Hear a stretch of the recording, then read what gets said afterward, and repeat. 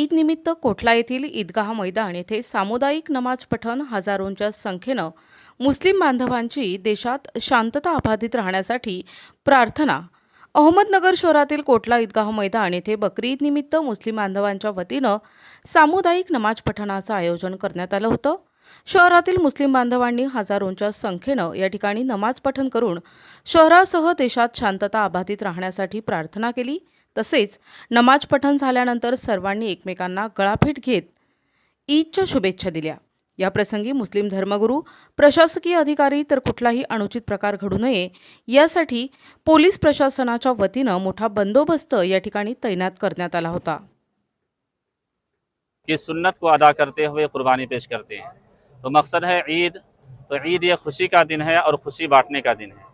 तो लिहाजा हम जिस तरह यहाँ ईदगाह में आकर एक दूसरे में खुशियाँ बांटते हैं और एक दूसरे के साथ मोहब्बत के साथ मुआनका मुसाफा करते हैं, तो इसी तरह हम कोशिश करें कि हम यहाँ ईदगाह से बाहर जब जाएं तो इसी तरह जिस तरह यहाँ खुशियाँ बांटे हैं, इसी तरह ईदगाह के बाहर भी हम खुशियाँ तकसीम करें।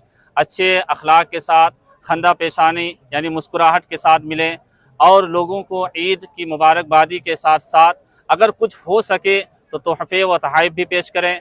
और अपनी जानिब से हम हमेशा कोशिश करें कि हमारी जानिब से कोई भी किसी को तकलीफ़ ना हो। इस तरह के इस्लाम में एक आम रिवाज है कि हम मुलाकात करते हैं तो अस्सलामु अलैकुम कहते हैं। तो इसका मतलब ये होता है कि ये होता है कि हम और तुम दोनों में आपस में मुआहदा करते हैं, वादा करते हैं कि हम मेरी जानिब से तुम्हें कोई भी तकलीफ़ नहीं होगी, पूरी ज़िंदगी में कभी भी कोई परेशानी नहीं होगी। जब सामने वाला कहता है वालेकुम अस्सलाम तो वो भी वही कहता है कि मेरी जानिब से भी कोई तकलीफ़ नहीं होगी। तो अहद व मुआहदा होता है।